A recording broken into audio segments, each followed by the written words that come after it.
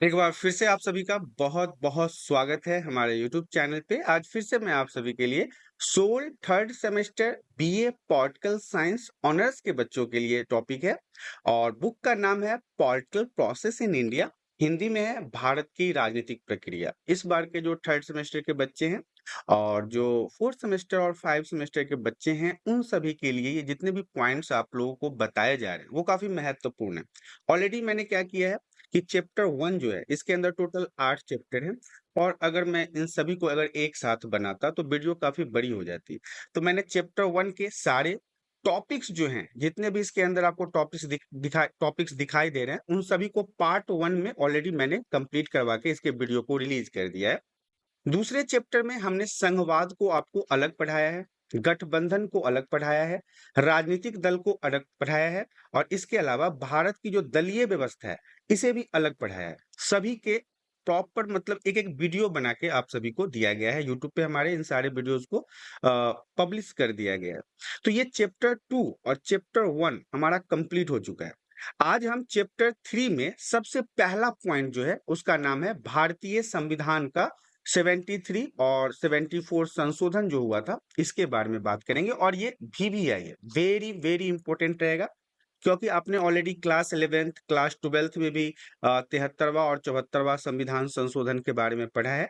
अब आपको कॉलेज के बच्चों के लिए थर्ड सेमेस्टर फोर्थ सेमेस्टर और फिफ्थ सेमेस्टर के बच्चों के लिए पॉलिटिकल साइंस का जो ये टॉपिक है वो काफी महत्वपूर्ण रहेगा। तो आज मैं आप सभी को चैप्टर 3 के सबसे पहला पॉइंट 73वां संविधान संशोधन और 74वां संविधान संशोधन के बारे में बताने वाला हूँ। तो आइए शुरुआत करते हैं पॉलिटिकल साइंस का सबसे इंपॉर्टेंट टॉपिक जो SOL third semester BA political science honours के बच्चों के लिए और बुक का नाम है political process in India, Bharat की राजनीतिक प्रक्रिया। नाम है भारतीय संविधान का 73 और 74 संशोधन। इंपोर्टेंट तो मैंने आपको बता ही दिया है, वेरी वेरी इंपोर्टेंट है। तो आप इसे बड़े ध्यान से समझिएगा कि क्या 73वें संशोधन में हुआ था और क्या 74वें संशोधन में हुआ था। सबसे पहला टॉपिक हमारा कहता है भारतीय संविधान के 73वें और 74वें संशोधन को पंचायती राज संस्थाओं और शहरी स्थानीय निकायों को संवैधानिक दर्जा देने के लिए जाना जाता है। सबसे पहला पॉइंट तो आप ये समझिए कि ये जो 73 संशोधन हुआ है या 74 संशोधन हुआ है, ये हुआ है क्यों और इसका महत्व क्या है। तो जब हमारे भारतीय संविधान में 73वां और 74वां संविधान संशोधन किया गया तो ये सबसे पहले किन चीजों पे ऊपर ध्यान दिया, तो स्थानीय निकाय, पंचायती राज, जो लोकल स्थानीय शासन होता है ना, जिसमें हम पंचायत को लेते हैं, मुखिया आता है, पंचायत समिति, वार्ड मेंबर, जिला पार्षद, इसके अलावा स्थानीय निकाय में जिला कलेक्टर के अंदर में भी कुछ पावर होते हैं। जो स्थानीय निकाय होते थे ना, उनको संवैधानिक दर्जा देने के लिए 73वां और 74वां संविधान संशोधन किया गया था। ये संशोधन भारतीय संविधान में क्रमशः एक लाइन से 1992 और 1993 में किया गया था। मैं जो 73वें और 74वें संविधान संशोधन की बात कर रहा हूं, तो एक तो संविधान का संशोधन 1992 में हुआ और दूसरा 1993 में हुआ था। इन संशोधनों का उद्देश्य भारत में स्थानीय स्वशासन को मजबूत करना था। ये जो 73वां संविधान संशोधन हुआ है या फिर 74वां संविधान संशोधन हुआ है, इन संशोधन का कार्य सिर्फ और सिर्फ भारत के स्थानीय निकायों को मजबूत करने का था। स्थानीय निकाय का मतलब होता है जो स्थानीय शासन है, स्थानीय स्वशासन है, स्थानीय नीति नियम कानून बनाने वाले जितने भी निकाय थे उनको स्ट्रॉन्ग करना, उनको स्वायत्ता देना, उनको फ्रीडम देना कि वो अपने स्थानीय निकायों में अच्छा बेहतर प्रदर्शन कर सके। तो यही मुख्य पॉइंट है यहाँ पे कि 73वां और 74वां संविधान संशोधन जो हुआ है वो मुख्य रूप से स्थानीय शासन, पंचायती राज को मजबूत करने के लिए, उनको स्वायत्ता देने के लिए किया गया था। नेक्स्ट पॉइंट हमारा कहता है, अब सबसे पहले पॉइंट की तरफ देखते हैं कि 73वां संशोधन क्या है। तो मैंने अभी आपको बताया था कि 73वां संविधान संशोधन और 74वां संविधान संशोधन क्रमशः किया गया। 73वां किया गया 1992 में और 74वां किया गया 1993 में। ये क्रमशः एक एक साल के अंतराल पे ये संविधान का संशोधन हुआ था। 73वें संशोधन के तहत मतलब 73वें संविधान संशोधन के अंतर्गत संविधान का एक नया अध्याय भाग 9 जोड़ा गया। ध्यान से समझिएगा, 1 नंबर के लिए वेरी वेरी इंपॉर्टेंट रहेगा कि 73वें संविधान संशोधन के कारण ही संविधान में एक नया चैप्टर अध्याय 9 जोड़ा गया था। किसमें? 73वें संविधान संशोधन में, जिसका शीर्षक जो है, जिसका टाइटल जो है, जिसका मेन पॉइंट जो था वो क्या था? पंचायती राज था। मैंने अभी आपको बताया था कि 73वें संविधान संशोधन और 74वें संविधान संशोधन को इसलिए संशोधित किया गया था ताकि पंचायती राज और स्थानीय शासन को मजबूती प्रदान कर सके। इस संशोधन के निम्नलिखित मुख्य प्रावधान किए गए। आखिर ये संविधान का जो संशोधन हुआ है 73वां, तो इसमें क्या क्या बदलाव किए गए और किन किन चीजों को जोड़ा गया, इनके बारे में जान लेते हैं। 3 स्तरीय पंचायती राज व्यवस्था। आपने ये क्लास 12th में भी पढ़ा है कि हमारे पास एक त्रिभुज टाइप का डायग्राम था, उसमें 3 स्तर था। इनके बारे में आपने ऑलरेडी क्लास 12th में पढ़ रखा है, जिसमें ग्राम पंचायत, पंचायत समिति जो ब्लॉक स्तर पर होता है, और जिला पार्षद जो जिला स्तर पर होता है, इनकी स्थापना किया गया। ध्यान से समझिएगा, सबसे जो नीचे था वो हमारा ग्राम पंचायत था, इसके बाद हमारा ब्लॉक स्तर पे पंचायत समिति वगैरह था, और सबसे जो ऊपर था वो जिला स्तर पर जिला पार्षद था। ये 3 भागों में पिरामिड की तरह इसको कन्वर्ट किया गया, बांटा गया था। तो ये पहला इसके अंदर प्रावधान किया गया कि स्थानीय शासन और निकायों को 3 मुख्य रूप से बांटा गया। सबसे पहला तो हमारा क्या है? सबसे पहले नंबर पे हमारा ग्राम पंचायत आता है, दूसरे नंबर पे पंचायत समिति आता है, और तीसरे नंबर पर जिला पार्षद आता है। ये 3 प्रकार के प्रावधान इसके अंतर्गत किए गए थे। अब हम पहले पॉइंट की तरफ बढ़ते हैं। पहला पॉइंट हमारा कहता है नियमित चुनाव, मतलब सही तरीके से, निष्पक्ष और स्वतंत्र तरीके से चुनाव करने की प्रक्रिया। तो देखिए, प्रत्येक 5 साल में पंचायतों के चुनाव अनिवार्य रूप से करवाने का प्रावधान किया गया। ये जो 73वां संविधान संशोधन किया गया, इसमें कहा गया कि जैसे हमारे यहाँ आपको पता है विधायक और सांसद का चुनाव होता है, इसी प्रकार से जो स्थानीय निकाय था, जो पंचायती राज था, और जो जिला पार्षद जो जिला स्तर पे थे, उन सभी को 5-5 साल पे चुनाव करने का प्रावधान इसके अंतर्गत किया गया है। दूसरा है महिलाओं के लिए आरक्षण। पंचायतों में महिलाओं के लिए 1/3 सीटें आरक्षित की गई। हमें पता है कि जो हमारा संविधान है, जब से निर्माण किया गया है, इसमें कई बार संशोधन किया गया है, खासकर महिलाओं के हक के लिए। क्योंकि जिस प्रकार से पहले के समय में महिलाओं के हक को दबाया जाता था, जिस प्रकार से महिलाओं को तुच्छ समझा जाता था, या फिर जिस प्रकार से उन्हें आगे बढ़ने का अवसर नहीं प्राप्त हो पाता था, तो ऐसे में जब 73वां संविधान संशोधन हुआ है, तो उसमें महिलाओं के लिए आरक्षण दिया गया ताकि महिलाएं भी बढ़ चढ़कर अपने समाज के सुधार के लिए हिस्सेदारी ले सके। तो ये पहला पॉइंट हमारा यहाँ नियमित चुनाव है। और दूसरा है महिलाओं के लिए आरक्षण, जो 1/3 सीटों को आरक्षित किया गया महिलाओं के लिए 73वें संविधान संशोधन में। इसके अलावा SC ST के लिए आरक्षण किया गया। जो छोटे कास्ट के लोग थे, जो शेड्यूल्ड कास्ट के लोग थे, जो दबे कुचले लोग थे, पिछड़े वर्ग के लोग थे, इनके लिए भी आरक्षण किया गया, क्योंकि इन्हें भी समाज में आगे बढ़ने का मौका मिलना चाहिए। अनुसूचित जातियों, अनुसूचित जनजातियों के लिए जनसंख्या के अनुपात में सीटों का आरक्षण किया गया। यहाँ पे जब मैंने आपको बताया अनुसूचित जनजाति, इसका मतलब है ऐसे व्यक्ति जो समाज से कट के रहते हैं, इनको हम आदिवासी के रूप में भी जानते हैं। अनुसूचित जनजाति का नाम जब आएगा तो आप इन्हें आदिवासी के रूप में भी जान सकते हैं। तो ऐसे जाति, ऐसे लोग जो अनुसूचित जाति में थे, अनुसूचित जनजाति में थे, दबे कुचले पिछड़े वर्ग में आते थे, इनके लिए भी इनके जनसंख्या के आधार पर, इनके टोटल जनसंख्या के आधार पर सीटों का आरक्षण किया गया, ताकि समाज के इन पंचायती राज में, या ब्लॉक स्तर पे हो या जिला स्तर पे हो, ये भाग लेके अपने आप को, अपने समाज के लोगों के लिए बेहतर कार्यों को कर सके। नेक्स्ट पॉइंट हमारा कहता है पंचायतों का अधिकार। इंपॉर्टेंट रहेगा। पंचायतों को 29 विषयों पर अधिकार दिया गया है। 1 नंबर के लिए इसे VVI रखिएगा, 1 नंबर में पूछा जा सकता है।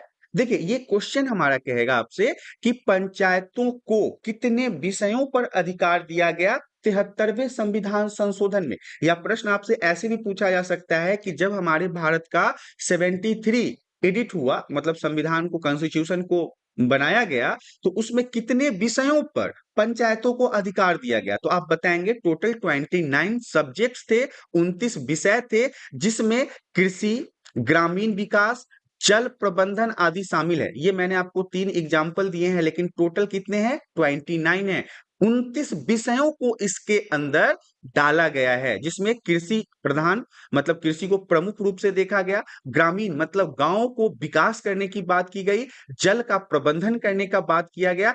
ऐसे ही टोटल 29 टॉपिक को संविधान के 73वें संशोधन में पंचायतों के अधिकार में डाला गया। मतलब इन सभी मुद्दों के ऊपर स्थानीय निकाय में पंचायतों को कार्य करने की शक्ति दी गई। इसके अलावा है राज्य वित्त आयोग। देखिए, पंचायतों को वित्तीय संसाधन प्रदान करने के लिए राज्य स्तर पर एक वित्त आयोग की स्थापना की गई। अब देखिए, पंचायत तो है, लेकिन अब आपको पता है कि अभी के समय में मुखिया को, पंचायत समिति को, वार्ड मेंबर को सरकार की तरफ से पैसे मिलते हैं ताकि वो अपने स्थानीय जगहों पर किसी अच्छे कार्यों को उन पैसों के माध्यम से कर सके। तो राज्य वित्त आयोग जो है ये पैसे आवंटित करता है, पैसे प्रदान करता है पंचायत स्तर पर, जिसके माध्यम से उस पंचायत के मुखिया, सरपंच, पंचायत समिति, जिला पार्षद अपने अपने क्षेत्रों में सही काम करके अपने स्थानीय स्वशासन को मजबूत बनाते हैं। तो यह वित्त आयोग है जो राज्य वित्त आयोग के नाम से जाना जाता है। बात करेंगे 74वें संविधान संशोधन के बारे में जो 1993 में किया गया था। 73वां संविधान संशोधन 1992 में किया गया और 74वां संविधान संशोधन 1993 में किया गया। 74वें संशोधन के तहत संविधान का एक नया भाग 9A, याद रखिएगा, अभी हमने आपको पिछले वाले स्लाइड में समझाया था कि 73वां संविधान संशोधन जब हुआ तो सिर्फ और सिर्फ एक नया अध्याय क्या जोड़ा गया था? 9। याद रखिएगा, ये 9 जोड़ा गया था, लेकिन 74वें संविधान संशोधन में इसके अलावा इस 9 के आगे एक ए लगाया गया। ध्यान से समझिएगा, 9A को जोड़ा गया, जिसका शीर्षक शहरी स्थानीय निकाय। अभी तक हमने 73वें, बहुत सारे बच्चे कंफ्यूज हो जाते हैं यहाँ पे कि 73वां और 74वां संविधान संशोधन है क्या। तो एक बात आप मूल मंत्र की तरह याद रखिए कि 73वां संविधान संशोधन में शहरों की बात नहीं की गई थी, सिर्फ और सिर्फ ग्रामीण इलाके, गांव की बात की गई थी, गांव पंचायत की बात की गई थी। इसमें कहीं भी नगर निगम नहीं है। याद रखिएगा, नगर निगम बोलने मतलब कि शहर आ गया।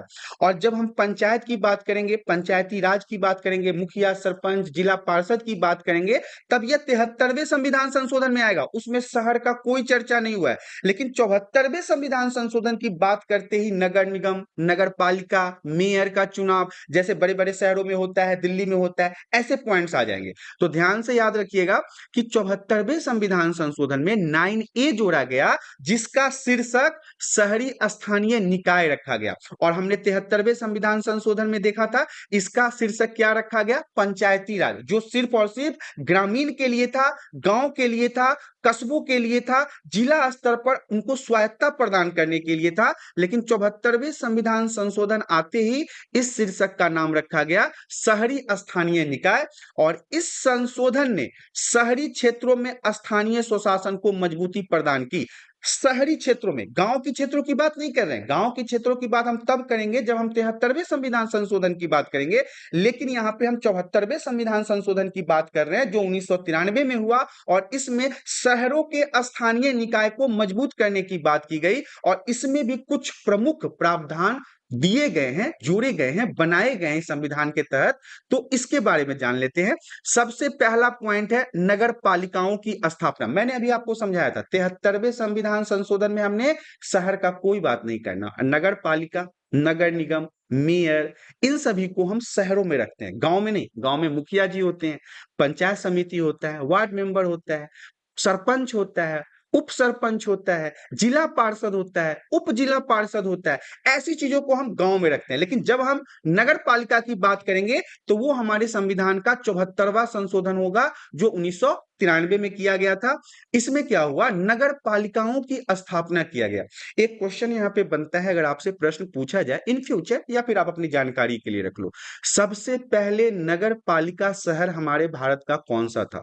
तो आप इसका जवाब हमें कमेंट में देके बताइए कि कौन सा शहर था। हालांकि मैं आपको आगे कुछ स्लाइडों के बाद मैं थोड़ा सा हिंट दे दूंगा, तो आपके दिमाग में ये बात रहेगा कि कौन सा ऐसा शहर है भारत का जिसको सबसे पहला नगर निगम या नगर पालिका घोषित किया गया या सबसे पहले नगर निगम बनाया गया। तो आगे आपको इसको कमेंट करके बताना है कि वो कौन सा शहर था। शहरी क्षेत्रों में 3 प्रकार की नगर पालिकाओं की स्थापना का प्रावधान, नगर निगम जो बड़ी शहर होते हैं जनसंख्या के लिए, फिर नगर परिषद मध्यम शहर के लिए जिनकी जनसंख्या थोड़ी सी कम होती है, और इसके अलावा नगर पंचायत जो छोटी शहर की जनसंख्या के लिए होता है। तो यहाँ पे भी देखिए हमने आपको 73वें संविधान संशोधन में भी समझाया था कि इन्हें भी पिरामिड की तरह 3 भागों में बांटा गया, जिसमें सबसे पहले क्या था, ग्राम पंचायत था, दूसरे नंबर पे क्या था, पंचायत समिति था, और तीसरे नंबर पे क्या था, जिला पार्षद था। तो ये ग्राम के लिए था 73वें संविधान संशोधन में, लेकिन 74वें में क्या हुआ कि इसे भी 3 भागों में बांटा गया है। अब वो 3 भाग कौन कौन सा है, तो देखिए सबसे पहले जो बड़े शहर हैं, मेट्रो सिटी है, दिल्ली, मुंबई, कोलकाता, चेन्नई, इनको बड़ी शहरों में रखा गया और इनके लिए नगर निगम है। इसके बाद जो मध्यम है, मतलब जिनकी जनसंख्या ना तो बहुत ज्यादा है और ना बहुत ही कम है, उनके लिए नगर परिषद बनाया गया, और जो छोटे शहर थे उनके लिए नगर पंचायत बनाया गया। तो इन्हें भी पिरामिड की तरह 3 भागों में बांटा गया है, जो बड़े शहर हैं उनके लिए अलग, मध्यम शहर के लिए अलग और छोटे शहर के लिए अलग। तो ये 3 चीजें हैं जो नगर पालिकाओं की स्थापना के अंतर्गत आपको जानना था। कुछ बातें तो बहुत सी कॉमन सी है। हमारा देश जो है वो डेमोक्रेटिकल कंट्री है, यहाँ पे जनतंत्र है, गणतंत्र है, जनता के द्वारा शासन होता है, जनता अपने प्रतिनिधियों को चुनता है। तो इसमें जो सबसे बड़ा मुद्दा है वो है चुनाव। तो वो 73वां संविधान संशोधन हो या 74वां संविधान संशोधन हो, यहाँ पे तो जनता ही अपने सरकार का चुनाव करेगी। तो जैसा कि मैंने 73वें संविधान संशोधन में आपको समझाया था कि पहला पॉइंट उसमें भी था नियमित चुनाव, वैसा ही इसके अंदर भी है। 74वें संविधान संशोधन जो 1993 में किया गया है, उसमें भी नियमित चुनाव इंपोर्टेंट है। प्रत्येक 5 साल में नगर पालिकाओं के चुनाव अनिवार्य रूप से करवाने का प्रावधान किया गया। हर 5 साल पे, चाहे वो गांव हो या शहर हो, 5 साल पे चुनाव होगा और वो अपने अपने मतलब कि प्रतिनिधि को चुनाव करेंगे जनता के द्वारा। महिलाओं के लिए आरक्षण शहरों में भी दिया गया और गांवों में भी दिया गया। तो ये आपको 73वें संविधान संशोधन में भी पढ़ना है और 74वें संविधान संशोधन में भी पढ़ना है। नगर पालिका में महिलाओं के लिए 1/3 सीटों को आरक्षित किया गया, जैसा कि 73वें में किया गया था वैसा ही 74वें में किया गया है। और same to same SC ST या फिर अनुसूचित जाति या फिर अनुसूचित जनजाति के जनसंख्या के अनुपात में सीटों का आरक्षण किया गया। मतलब थोड़ा सा चेंजिंग है यहाँ पे, आपने यहाँ पे गौर से देखा होगा। तो यहाँ पे क्या था हमारा कि इनके अनुपातों में सीटों का आरक्षण किया गया, जनसंख्या के अनुपातों पे। ऐसा ही शहरों में क्या किया गया कि जितनी इनकी जनसंख्या होगी, किनकी, अनुसूचित जातियों की, अनुसूचित जनजातियों की, सर्वेक्षण जो होता है, जो सर्वे होता है, उसके अनुसार यहाँ पे इनकी संख्या का पता लगाया जाता है। उसके बाद फिर इनको यहाँ पे सीटों के अनुसार आरक्षण दिया जाता है। तो ये सारे पॉइंट्स जो थे उसमें भी कॉमन थे और इसमें भी कॉमन है। नेक्स्ट पॉइंट हमारा कहता है शहरी स्थानीय निकायों का अधिकार। अब शहर का जो ये रूल रेगुलेशन है, नगर पालिका, नगर परिषद, नगर पंचायत, जो 3 भागों में बांटा गया है, तो उसमें मैं बात करूंगा कि इनके अधिकार क्या है, इनके पावर्स क्या है। हमने ये बातें संविधान के 73वें संशोधन में भी पढ़ाया था कि मुखिया का पावर क्या है, पंचों का पावर क्या है, पंचायत समिति का पावर क्या है।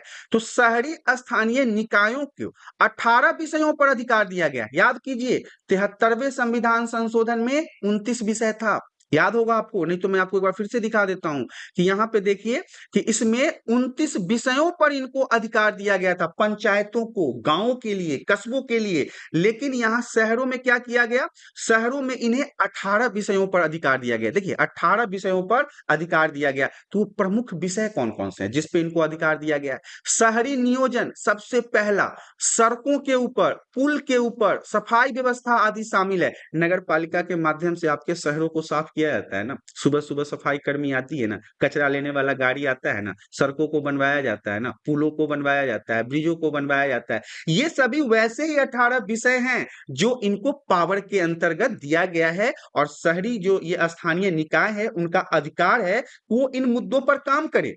नेक्स्ट पॉइंट है राज्य वित्त आयोग, सेम टू सेम जैसा हमारे 73वें संविधान संशोधन में था। शहरी निकायों को भी वित्तीय संसाधन प्रदान करने के लिए राज्य स्तर पर एक वित्त आयोग की स्थापना की गई है। अब मान लो आपने मेयर बना दिया, आपने नगर पालिका बना दिया, पैसे दोगे तभी तो वो काम करेगा ना, पैसे कौन देगा? तो पैसे राज्य सरकार देगी। पैसे राज्य सरकार के माध्यम से आएगा या केंद्र सरकार के माध्यम से आएगा। कभी कभी किसी किसी मुद्दों पर ना केंद्र सरकार भी इनको वित्तीय सहायता प्रदान करती है। तो यहाँ पे जो शहरी निकायों का वित्तीय संसाधन है, इनको पैसे देने के लिए राज्य वित्त आयोग का निर्माण किया गया है, जो इनको पैसे आवंटन करती है। इनके स्टाफों को सैलरी मिलता है, चाहे वो जल विभाग हो, सफाई विभाग हो, नगर निगम हो, मतलब कोई भी ऐसा सब्जेक्ट जो इसके अंतर्गत आता है, उनको सैलरी से लेके पुल बनाना, ब्रिज बनाना, सड़कें बनाना, सफाई, ये सारी चीजें जो हैं वो राज्य वित्त आयोग के द्वारा किए गए आवंटन के माध्यम से जो पैसे प्राप्त होते हैं, उन्हीं से इनका काम चलता है।